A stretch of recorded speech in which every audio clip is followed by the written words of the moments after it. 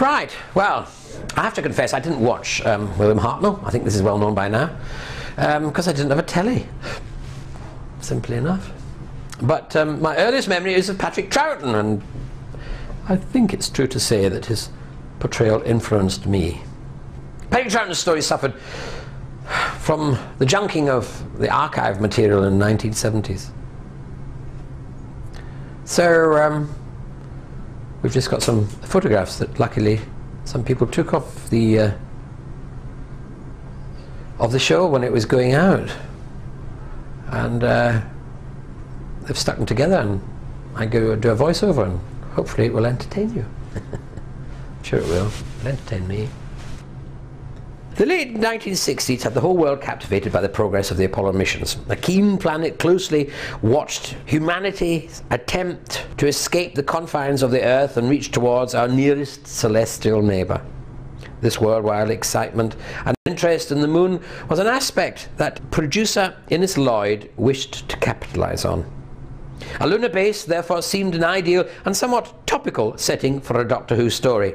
In fact, the BBC had the satisfaction of knowing that they beat NASA to the moon by more than 2 years with the 1967 Patrick Troughton story, The Moonbase. In late 1966, the landmark story, The 10th Planet, had made a huge impression when broadcast, making both the departure of William Hartnell from the title role and the first appearance of a new race of creatures called Cybermen, created by Dr. Christopher Magnus Howard Pedler, or Kit Pedler as he was better known. Even before the final episode of The 10th Planet had been broadcast, producer Innes Lloyd had approached Kit Pedler to write a sequel, provisionally entitled The Return of the Cyberman, The Moonbase. Became the second story to feature the adversaries and called upon a similar formula to its predecessor, The 10th Planet. Once again, the Cybermen were found menacing an isolated group of humans. However, instead of an Antarctic base, we have a moon base. Instead of General Cutler, we have Hobson. And instead of Z-Bomb, we have the Gravitron. Kit Pedler was relatively new to writing drama, and his first script for The 10th Planet had to be completed by script editor Jerry Davis. This time, Pedler's writing brief was simply to write a new Cyberman story with the stipulation that the action had to take place on the moon, and if possible the story should involve no more than one very large set and only a couple of smaller ones. Both Innes Lloyd and Jerry Davis felt that this constraint gave a more impressive production, as the budget did not have to be spread over many sets. To give a greater sense of size to the lunar set, director Maurice Barry opted to use a forced perspective, including a distance model of the moon base for the travellers to look at, and also a quarter-sized TARDIS built for the show. Slow motion was also employed to give those on the moon surface a graceful and slow movement throughout the story. This was achieved by over-cranking the camera. As it turned out, Kit Pedler was hospitalised soon after completing the draft script for The Moonbase. So once again, Jerry Davis stepped in to write the final version of the script. A very short notice, he also had to insert the character of Jamie, who had been taken on as a member of the regular cast only 2 stories earlier. To simplify the plot, Jamie was made unconscious for the bulk of the first 2 episodes and shared around the lines of Ben and the other Moonbase crew in the last 2 episodes.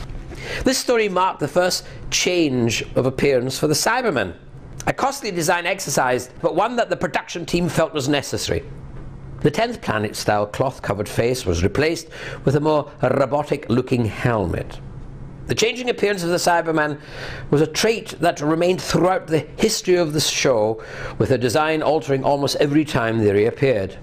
This resulted in a steady and continuous evolution until their final appearance opposite my portrayal of the Doctor in the 25th anniversary story, The Silver Nemesis. The Moonbase Cybermen now wore a one-piece PVC suit, which included 3-fingered gloves. To indicate when a Cyberman was speaking, the actor would operate a small spring-loaded device within the helmet to open and close a plate behind the mouth opening. Actor Peter Hawkins once again provided the voice of the Cybermen. However, Now the Cyberman voices were generated electronically using a vibrating dental plate, originally developed for people who had undergone laryngotomies. One final interesting fact is that one of the extras playing the Moonbase Cyberman was actor John Levine, who was later to become a regular of the show as the popular character Sergeant Benton. We join the Doctor and his travelling companions Ben, Polly and Jamie as the Doctor wrestles to gain control of the TARDIS. I'm pleased to present the loose cannon reconstruction of the Patrick Troughton classic, The Moonbase. Well, I hoped you enjoyed the reconstruction. Yet another marvellous production from Dean, Derek and Rick. They've got a gun pointed at me from behind the camera. I had to say that. Stay tuned to the Loose Cannon website for the latest events in the world of reconstructions.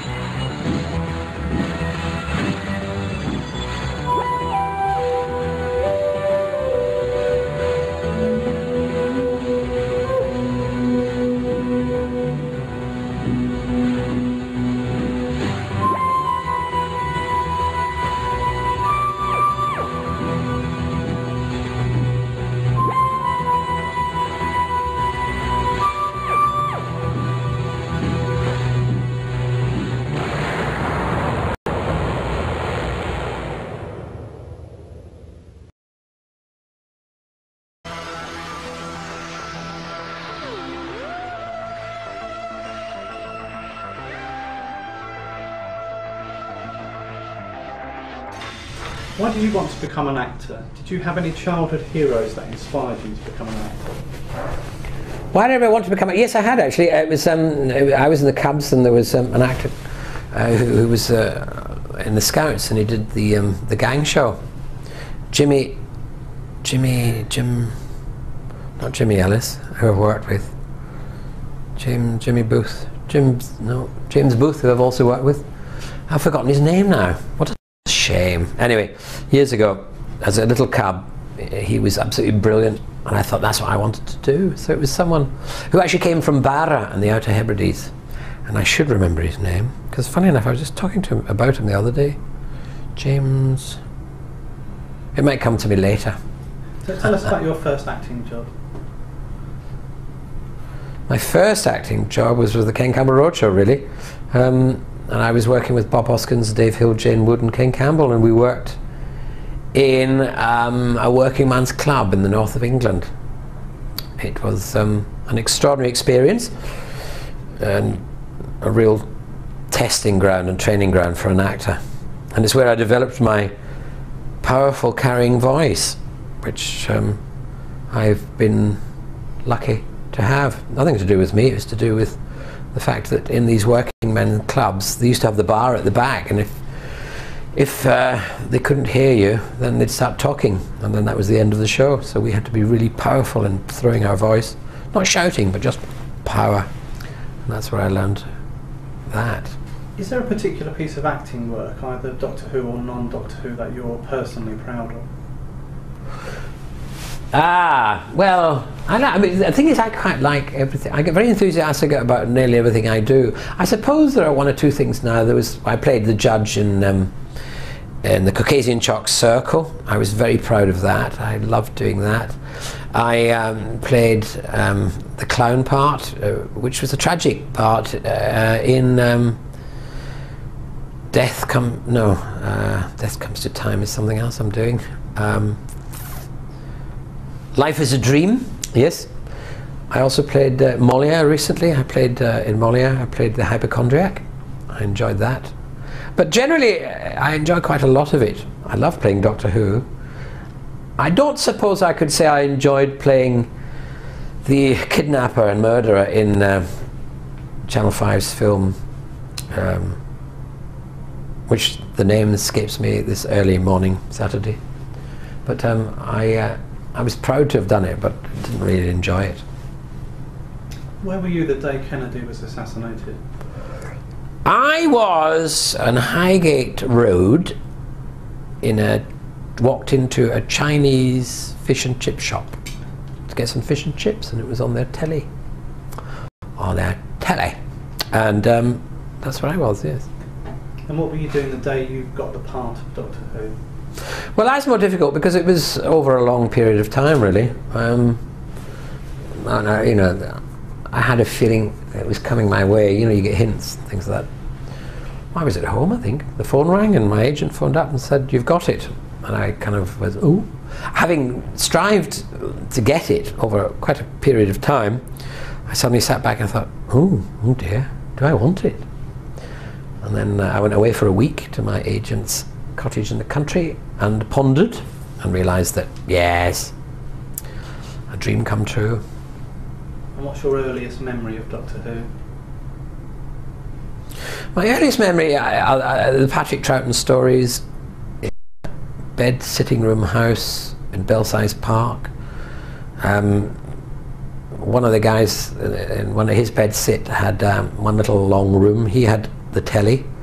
I supplied the soup, and Stella De Quincey, she supplied the cigarettes. And we were waiting for the football results and see if we'd won the pools. And then this amazing programme came on and we became hooked. And although we carried on doing the pools, it was more of an excuse to watch Doctor Who from then on.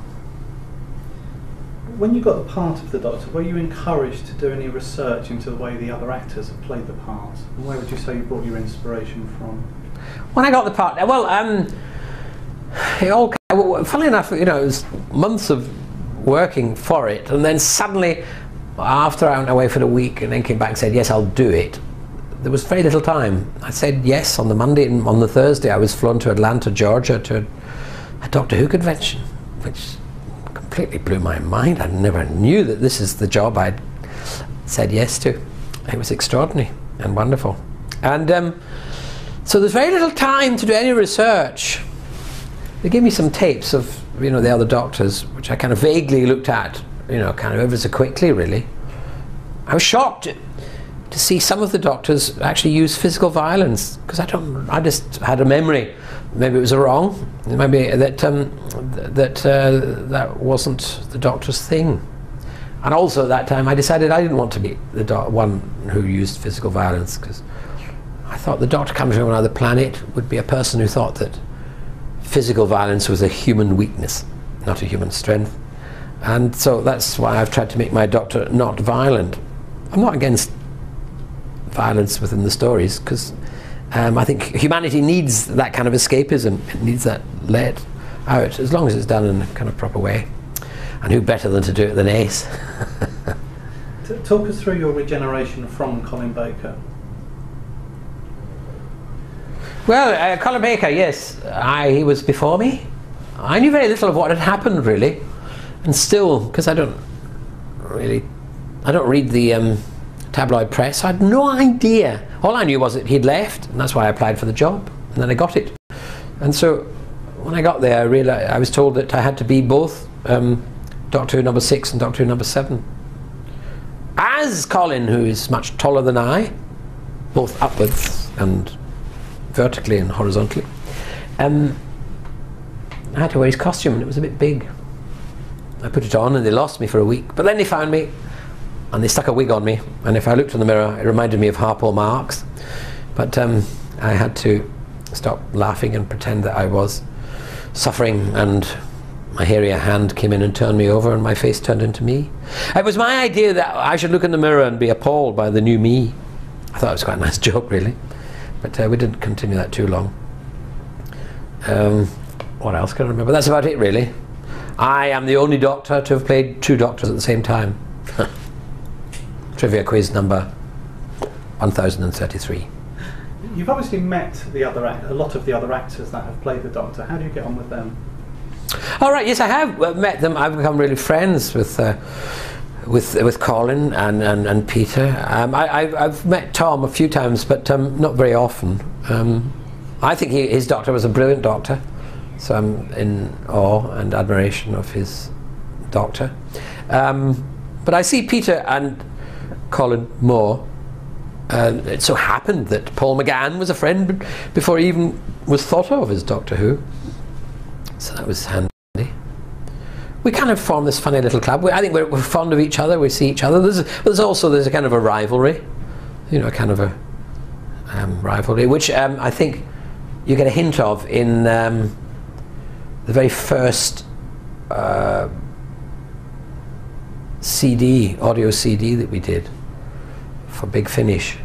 In fact, I worked a lot with more with Colin on that than with Peter, because he was very busy doing a show and could only come in and do very quick. We only had one little few scenes together, the 3 of us. But when Colin and I were doing it, we kind of improvised, kind of it was good fun, really enjoyable, teasing each other about my smallness, his bigness, etc., etc. Next question. Hypothetically, if it was possible to make an 8 Doctors special, which Doctor do you think you would get on with, and which Doctor wouldn't you get on with?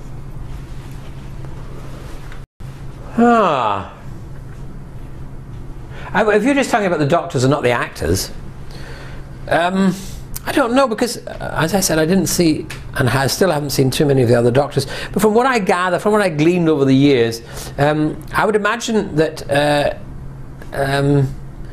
Doctor number 6 was more violent, more angry, more... So I don't know if I get on with him. His Doctor. I don't know if he... I mean, I think that's more the judgment of others, really. Difficult. It's to do with the imagination of who writes it. Which Doctor's got the biggest ego? Not which actor. We're not talking about the actors here. We're talking about the actual character of the Doctors. And I mean, I'm not really skilled enough to answer that question. How much say did you have in the design of your costume? Well, the design of the costume was, it started off with the hat. The hat is what I wore for the interview, and I kept wearing it because years before I'd realised that if you went to an interview or an audition for something, if you wear something unusual, something visual, that clicks and sticks in the mind of the person, the director, the producer, you stick out. And so that's one little step towards maybe getting the job. So I had the hat, and it happens that John Nathan Turner liked it. And so the hat came with the actor, and that was the beginning of the costume. I also had this idea that he was kind of like a Chekhovian character, because I've always wanted to do Chekhov and still haven't done so. But I like Chekhov plays, and I wanted him to be Chekhovian. He was also, in my mind, a kind of absent-minded professor. He would be slightly crumpled. And the jacket I'd asked for, and also with big pockets, because I knew I wanted to keep the scripts in my pockets. I'd been acting long enough to know that I like to have my scripts nearby, my Linus blanket. And oh, by the way, I don't know if you know this, but if you watch very carefully, in one pocket, whether I can't remember now, it was the right or the left. The right would be the day's scenes to be done. You see a little bulge there, and the left would be flat. By the end of the day's scenes, the left would be the scenes done, and the right would be the ones having been done, and that would be flat, and the left would be bulged. So look very carefully, you can work out when those scenes may have been done in the day. The trousers just came, the designer brought the trousers and the shoes. The pullover was Jonathan Turner's idea. I think his granny knitted and he wanted to keep her employed. Just a joke. I actually didn't really like the pullover. I mean, I know people like wearing it and it's lovely to see other people wearing it and I like it in those terms, but I personally thought that the question marks were overstated. In fact, the question marks on the collars, I didn't realise they started with Tom Baker. I think they did. I was against that. And I know, although the umbrella was my idea, because I had this image of a shadow, you know, of the kind of the outline of the character from a distance, a bit. Not, I mean, Charlie Chaplin was mentioned, and I had him in mind because his image, you know, you could see that image like a shadow, and you know immediately who it was. And I thought the umbrella gave it that kind of quality. Just you look at the shadow, you know who exactly that is from. So that's what I wanted to achieve. And for me, the question mark umbrella handle was a much more subtle way if you're going to have question marks. If I'd have done the 4th season, I would have had the power, not the power, but I mean I would have been able to approach the producer and say to him, listen, it's time we got rid of this, let's just have a interesting waistcoat. And I did have a really interesting waistcoat in the Canadian-American version. I had nothing to do with that. They just asked me to bring the hat and they designed the costume, which I like very much. Would you ever consider writing a 7th Doctor story? If so, what type of story do you think you would like to see the character in? I don't know really. I mean, I've never really got down to writing. I am a creative actor. Because from my early days in television, when I worked in Vision On, all those scenes were created, you know, by me, i.e. written, but we just improvised them up in rehearsals. We had the luxury of lots of rehearsal time then, and I didn't actually write them down. I could have written them down, and you know, I'd have got paid more money, but we just did them, and you know, I created them. So, and in all the places and everything I do, I usually am, you know, kind of full of ideas and adding. So I suppose I could technically, you know, be someone who could write. I just haven't got the patience. I quite like to improvise it. I would like to get a group of actors together, have the luxury of some millionaire producer who would say, listen, you know, get together, work up a story, and ba-boom, which would be a great idea, I think, and it would work very well. And, you know, I could guide it in my head. But funny, last night in bed, I woke up and I suddenly had this Doctor Who story in my head, which sadly I've forgotten, so I can't tell you. Your final portrayal of the 7th Doctor in the TV movie was extremely impressive. What's your strongest memory of the movie, making the movie? The strongest memory of making the movie? Well, the strongest memory of making the movie was the luxury of it all. Or the way that, in a sense, most people would think the Doctor Who stories might have been made for the BBC. They weren't. They were flung together. They were never given enough time. I was a Time Lord without time. I think all the others were as well. There was never enough money, there was never enough time, there was never enough of anything really. But what there was total commitment from the people at the BBC to try and do with what little they had, the best they could, and I think they did magnificently. I really do. I mean, they just did amazingly. When you still look at some of them, okay, some of the sets of the early ones shake and all that, but that's now part of their charm. But the opposite was the case of the American one. We had so much time, so much luxury, and I loved it. And that huge set was awesome. The staff, you know, the technical staff and all the camera crew and all that were equally committed too. It's wonderful, Doctor Who. People do really, really get committed to it. I've done lots of television, lots of film, and sometimes you look out and the technicians and the others are, you know, they're bored really. They'd rather be at home, you know, kind of fixing their plumbing. But not when you work on Doctor Who. Your return to the role of the Doctor in audio with the Big Finish CD productions has been a big boost to McCoy fans. Have you any opinion on how well you think Doctor Who is working in the medium of audio only? Well, I'm delighted. I mean, I try to stay, when I'm not working in Doctor Who with it, or you know, I just try to stay away because I've got so much else in my life to do and I'm really busy. So I'm not continuously in touch, and so when I come and get connected with Doctor Who again at conventions or like something like this or whatever, I'm always pleased and fresh and open to hear what's happening, and I pick up little bits here and there. And my general response is that people really like the audios, and I'm so pleased because I like doing them, because you don't have to learn the lines. No, but I do actually enjoy it very much. I really do enjoy doing it. It's great to have the privilege of carrying on my Doctor, and I feel much more, as I am much more mature, I feel much more in tune with the Doctor I always wanted to be, and I think I'm very, very close to the one I wanted to be now.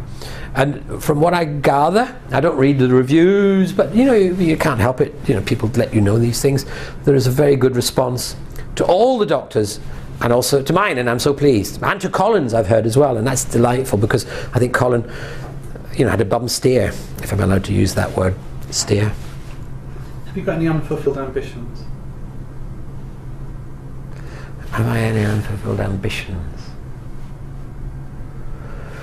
Yes, I think I'd like to do more films. I've done some and I enjoy them very much. I think I've got the mental attitude to be a good film actor, and that is, although I'm most impatient and everything else, when I'm on a film set, I tend to be incredibly patient. I can hang around for hours, and I like to go out, and when you're filming a film, it's in little sections, small bits, seconds here, seconds there, and it's like painting a very fine painting with a very thin brush in a very delicate way, and it's very internal, and I love that, those few seconds of that creativity. And I still love the stage, principally because an actor's world is the stage. That's our world. Once we're up on the stage, we are utterly and totally in control, whereas film is a director's medium, and television the same. So my ambition is really to carry on working. I hope to carry on working, and that's it really. And finally, what would be a fitting epitaph for Sylvester McCoy? He came, he saw, he was amazed, and loved it. Off the top of my head. Change tomorrow, it'll be a different one.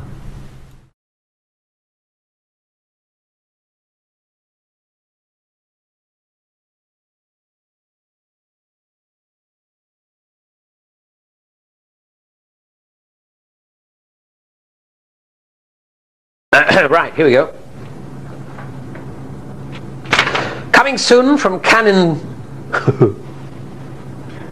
loose cannon. Coming soon from Loose Cannon Productions. Doctor Who's Evil Comes to Time. No, Evil of the Daleks. I'm thinking of time. Evil of the Daleks. Coming soon to Loose Cannon Productions. Doctor Who, Evil of the Daleks. Coming soon to Loose Cannon Productions, Doctor Who. The Evil of the Daleks. just read them. I'm coming soon. My brain, it hasn't arrived here yet. I came early and it's following soon. Loose Brain Productions. Coming soon from Loose Cannon Productions, Doctor Who, The Evil of the Daleks.